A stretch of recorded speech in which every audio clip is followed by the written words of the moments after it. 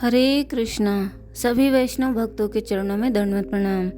मैं राधिका प्राण वल्लभ देवीदासी आपका स्वागत करती हूँ। आज जो हम कथा लेकर आए हैं वो है भगवान दत्तात्रेय ने जो 24 गुरु बनाए और पिंगला वैश्य की कथा। तो आइए अब हम सुनते हैं दत्तात्रेय भगवान ने 24 गुरु कौन कौन से बनाए और उनसे उन्होंने क्या क्या सीखा।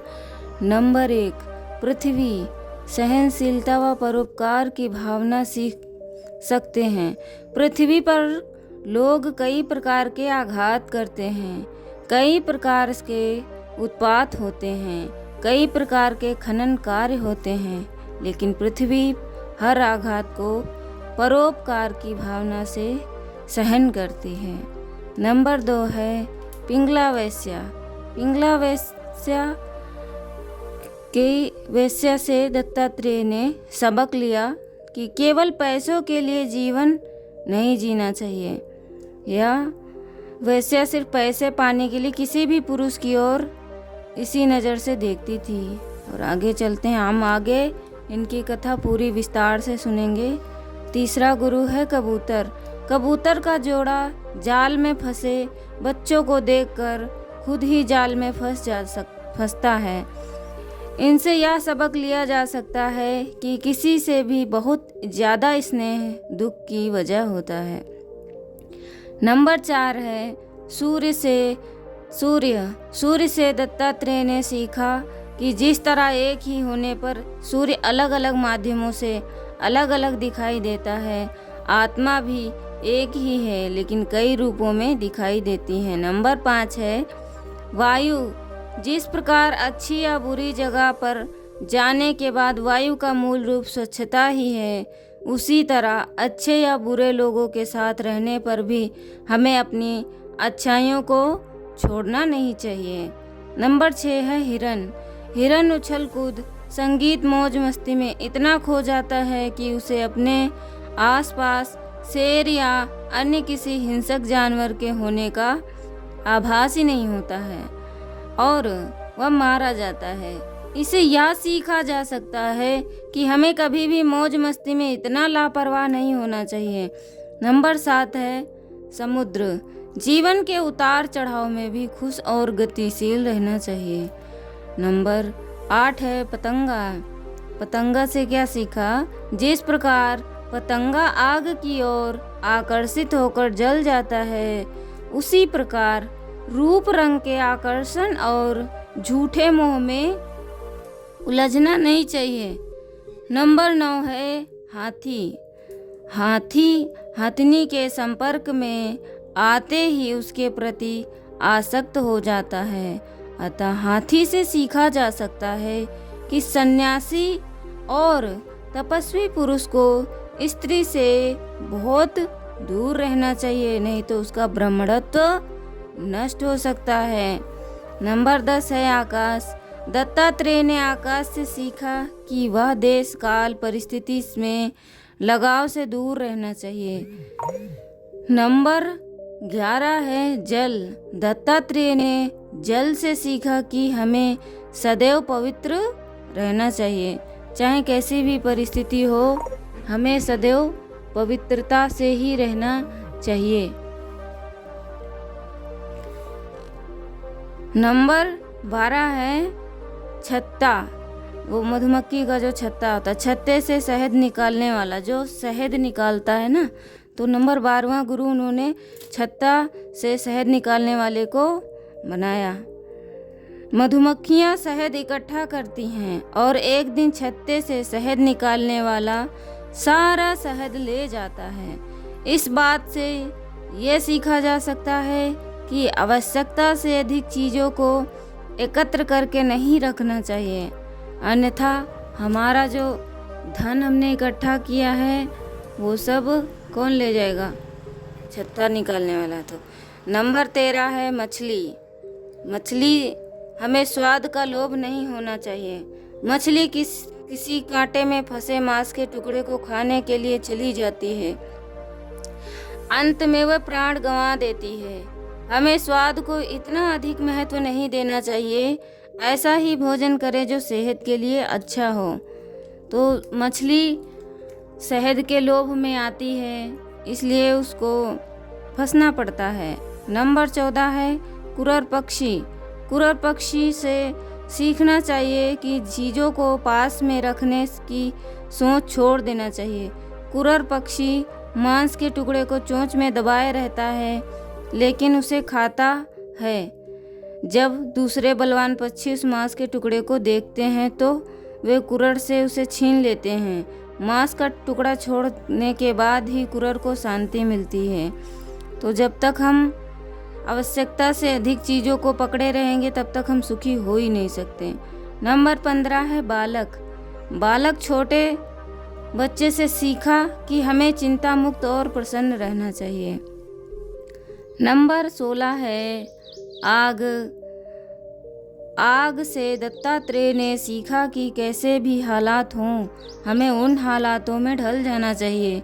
जिस प्रकार आग अलग अलग लकड़ियों के बीच रहने के बाद भी एक जैसी ही नज़र आती है, तो हमारे सामने जिस प्रकार की भी परिस्थिति हो, हमें उससे घबराना नहीं चाहिए, हमें उसी की तरह हो जाना चाहिए। तभी जीवन को हम सरलता और सहजता से उबार पाएंगे। नंबर 17 है चंद्रमा। आत्मा लाभ हानि से परे है। वैसे ही जैसे घटने बढ़ने से भी चंद्रमा की चमक और शीतलता बदलती नहीं है, हमेशा एक जैसे रहती है, आत्मा भी किसी भी प्रकार के लाभ हानि से बदलती नहीं है। नंबर 18 है कुमारी कन्या। कुमारी कन्या से सीखना चाहिए कि अकेले रहकर भी काम करते रहना चाहिए और आगे बढ़ते रहना चाहिए। दत्तात्रेय ने एक कुमारी कन्या देखी जो धान कूट रही थी। धान कूटते समय उस कन्या की चूड़ियाँ आवाज़ कर रही थीं। बाहर मेहमान बैठे थे जिन्हें चूड़ियों की आवाज़ से परेशानी हो रही थी। तब उस कन्या ने चूड़ियाँ आवाज़ बंद करने के लिए चूड़ियाँ ही तोड़ दी। दोनों हाथों में बस एक एक चूड़ी ही रहने दी। इसके बाद उस कन्या ने बिना शोर किए धान कूट लिया। अतः हमें भी एक चूड़ी की भांति अकेले ही रहना चाहिए। जितना ज़्यादा हम लोगों को एकत्रित करेंगे, जितना ज़्यादा मोह लगाव रखेंगे, उतना ही ज़्यादा दूसरों को भी कष्ट होगा और हमें भी कष्ट होगा। इसलिए जब वो कन्या धान कूट रही थी तो उसके भी हाथों में चूड़ियाँ बज रही थी, उसको भी कान में, उसको भी परेशान कर रही थी और जो मेहमान आए थे उन्हें भी परेशानी हो रही थी। इसलिए उसने क्या किया कि उसने चूड़ियाँ ही तोड़ दी। चूड़ियाँ तोड़ने पर एक एक चूड़ी रखी, फिर वो शांति से धान कूट ली और सामने वाले को भी परेशानी नहीं हुई। तो ऐसे ही हमें ज़्यादा लोगों को बांध के रखना ही नहीं चाहिए, स्वतंत्र रहना चाहिए और मर्यादा में रहना चाहिए। नंबर 19 है शराकृत या तीर बनाने वाला। अभ्यास और वैराग्य से मन को वश में करना चाहिए। दत्तात्रेय ने एक तीर बनाने वाला देखा जो तीर बनाने में इतना मग्न था कि उसके पास से राजा की सवारी निकल गई, उसका ध्यान भंग नहीं हुआ। नंबर 20 है सांप। दत्तात्रेय ने सांप से सीखा कि किसी भी सन्यासी को अकेले ही जीवन व्यतीत करना चाहिए, साथ ही कभी भी एक स्थान पर रुककर नहीं रहना चाहिए, जगह जगह ज्ञान बांटते रहना चाहिए। नंबर 21 है मकड़ी। मकड़ी से दत्तात्रेय ने सीखा कि भगवान भी माया जाल रचते हैं और उसे मिटा देते हैं। जिस प्रकार मकड़ी स्वयं जाल बनाती है, उसमें विचरण करती है और अंत में पूरे जाल को खुद ही निगल लेती है, ठीक उसी प्रकार भगवान भी माया से सृष्टि की रचना करते हैं और अंत में उसे समेट लेते हैं।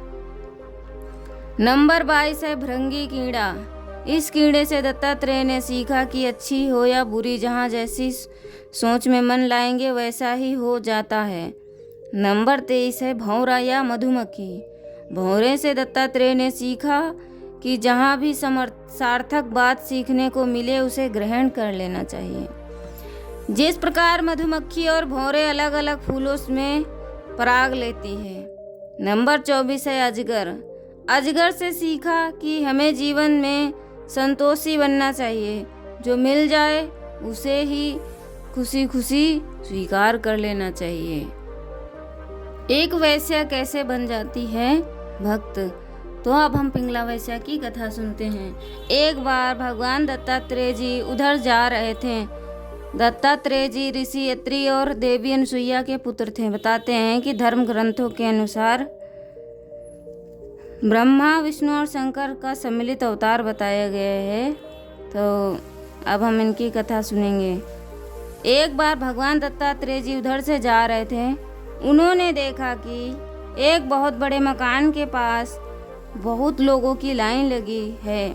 वो रुक गए और लोगों के पास जाकर पूछा, ये क्या है। लोगों ने बताया कि ये पिंगला नाम की वेश्या का कोठा है और ये लाइन उसे देखने वालों की है।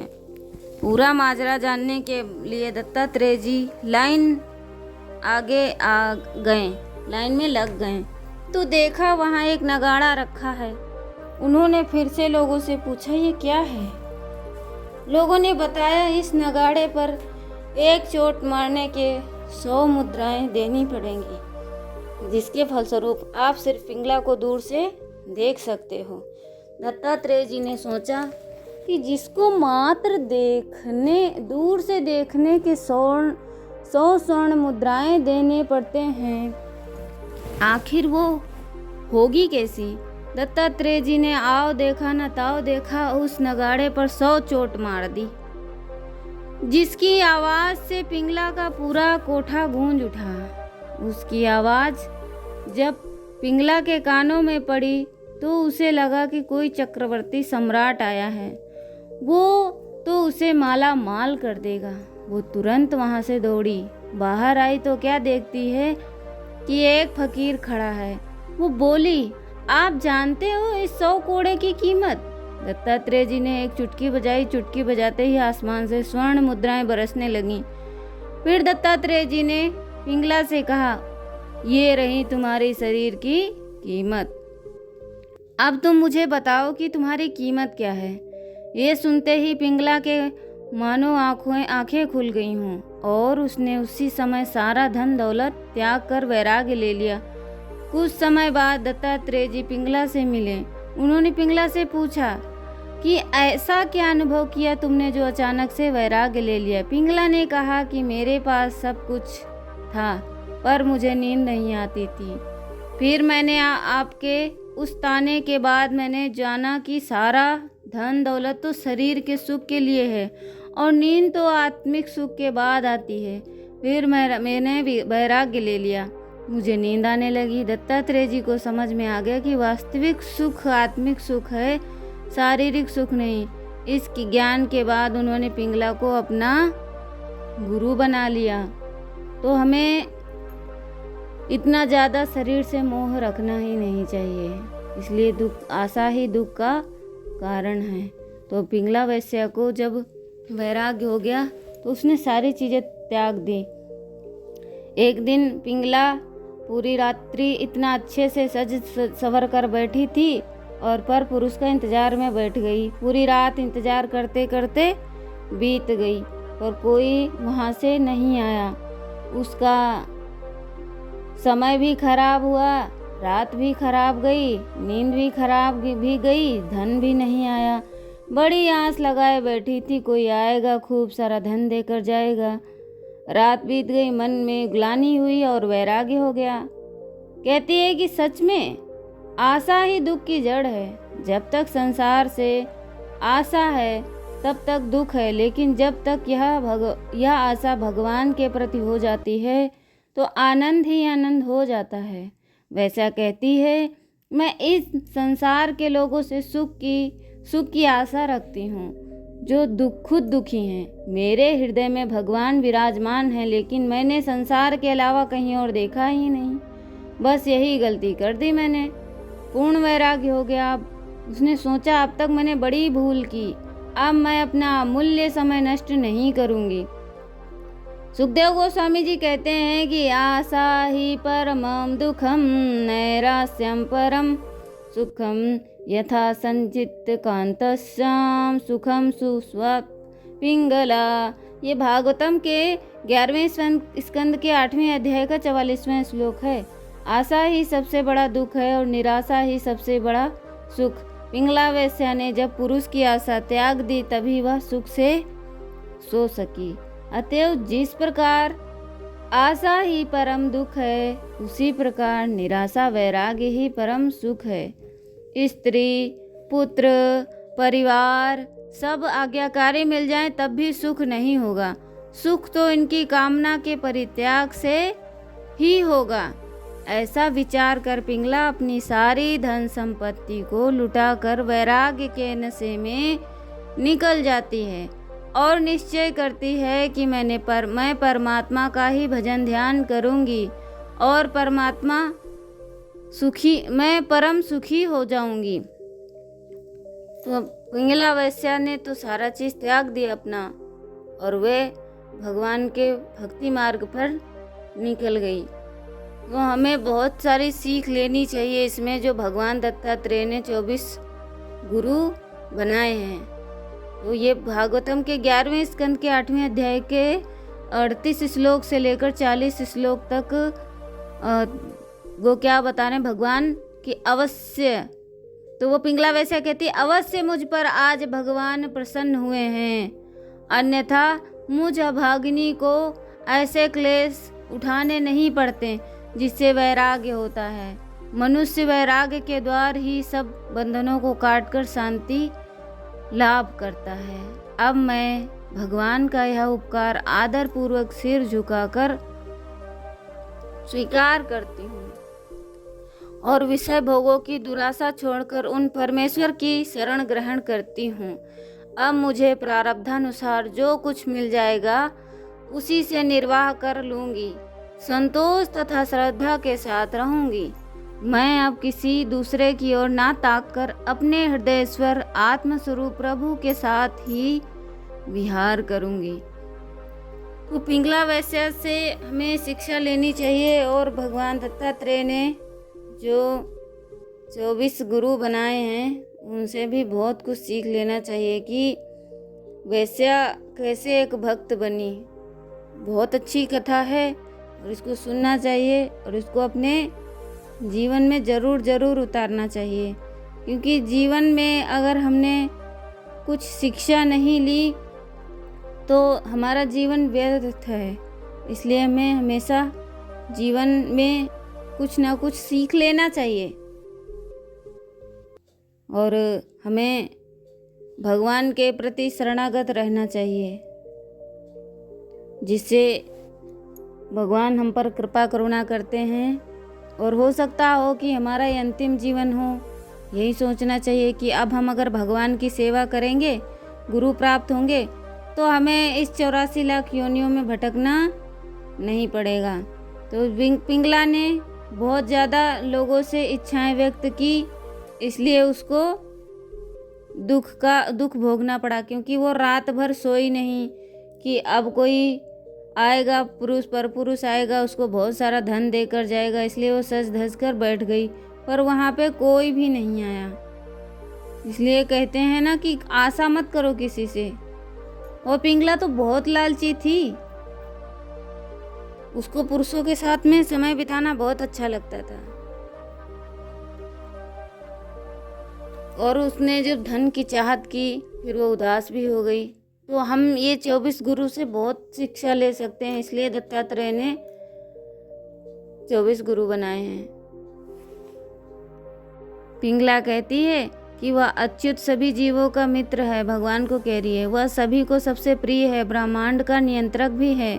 वह सदा स्थायी है, सदा चैतन्य परम आनंद भी है। मेरे भीतर रहता, मैं उसके प्रति समर्पित होकर और उसकी शरण लेकर उसे अपने साथ खरीद लूँगी तो और आनंद मनाऊंगी, जैसे मैं श्री महालक्ष्मी का भगवान के साथ रहती हैं। यदि भगवान को परमचित अनंत स्वरूप हैं तो इसी मानव शरीर में विद्यमान ना हो तो कोई इस शरीर की ओर देखेगा। वह परमचित आनंद स्वरूप ही है जो व्यक्ति को समय समय पर उचित सलाह देता है। इसलिए मैं अपना शरीर उस परम सत्ता को, जो सबको प्रिय है, जो सबका घनिष्ठ मित्र है, जो नियंत्रक है, पूर्ण समर्पण कर रही हूँ। श्री लक्ष्मी स्वयं उनके प्रति समर्पित दिया। चाहे मनुष्य हो या दैवीय व्यक्तित्व, वे सभी एक शुरुआत और अंत के अधीन हैं, बिना किसी स्थायित्व के शाश्वत समय के नियंत्रण में हैं। सभी भौतिक वस्तुएं और साथ ही वे व्यक्ति वास्तव में हमें भौतिक इच्छाओं को भोग के करीब लाते हैं। जब सब कुछ अस्थायी है तो मनुष्य या दिव्य व्यक्तित्व अपनी पत्नियों को किस हद तक खुशी दे सकता है। मैं हमेशा से गंदी भौतिक इच्छाओं का आनंद लेने के लिए उत्सुक थी, लेकिन आज मेरे अंदर भौतिक भोगों के प्रति घृणा पैदा हो गई है। वह घृणा ही वास्तव में वास्तविक सुख देने वाला उपहार है। इसलिए मैं कह सकती हूँ कि मेरे अंदर जो घृणा का गुण विकसित हुआ है वह केवल इसलिए क्योंकि श्री भगवान विष्णु मेरे द्वारा किए गए किसी अच्छे कर्म का परिणाम स्वरूप मुझसे प्रसन्न हुए हैं। यह निश्चित है, घृणा या वैराग्य सामान्यतया किसी व्यक्ति में तब होता है जब वह अपने भौतिक शरीर, अपने घर, अपनी संपत्ति आदि के प्रति अपने मिथ्या अहंकार को पूर्णतः त्याग देता है और स्वयं को इस भौतिक संसार से मुक्त कर लेता है। मुझ में घृणा उत्पन्न करने वाले ये कारण मेरे जैसे अभागे व्यक्ति मैं श्री विष्णु भगवान की प्रसन्नता के बिना ऐसे ही नहीं हो सकती। अतः मैं इस भौतिक जगत में से संबंधित अपनी समस्त मलिन भौतिक इच्छाओं का परित्याग करके तथा भौतिक भोगों को पूर्णतः घृणा करके जो घृणा करने की क्षमता मुझ में उन भगवान की कृपा से प्राप्त हुई है, उन भगवान विष्णु शरण में पूर्णतया समर्पण कर रही हूँ जो संपूर्ण ब्रह्मांड के नियंत्रक है। मैं उन भोगों के प्रति घृणा नामक सर्वोच्च कोटि इस सिद्धांत के प्रति पूर्णतया सचेत रहूंगी। मुझे अपनी आजीविका के लिए जो भी मिलेगा मैं उसी से प्रसन्न और संतुष्ट रहूंगी। इसके लिए मुझे किसी से भी कुछ मांगना नहीं पड़ेगा। मैं किसी से भी स्थिति में सदैव प्रसन्न रहूंगी। इस प्रकार मैं विष्णु भगवान को ही अपने हृदय में रखकर अपना जीवन व्यतीत करूंगी। उनकी संगति में आनंद लेती रहूंगी, क्योंकि वे ही मेरे भीतर स्थित हैं और वे ही मात्र एक ऐसे हैं जो जीवन में वास्तविक सुख दे सकते हैं। अन्य कोई हमें सुख नहीं दे सकता है। इसलिए हमें भगवान के प्रति पूर्ण शरणागत रहना चाहिए और जैसी भी परिस्थिति हो उस परिस्थिति से हमें प्रसन्न रहना चाहिए। कभी भी किसी चीज़ से दोषारोपण नहीं करना चाहिए। आप लोगों का बहुत बहुत धन्यवाद मुझे सुनने के लिए। मुझे सपोर्ट करें और लाइक करें, शेयर करें, सब्सक्राइब करें। हरे कृष्णा कृष्णा कृष्णा हरे हरे, हरे रामा राम राम हरे हरे। जगत गुरु श्रीला प्रभुपाद की जय। अनंत कोटि वैष्णव भक्त वृंद की जय। हरे कृष्णा।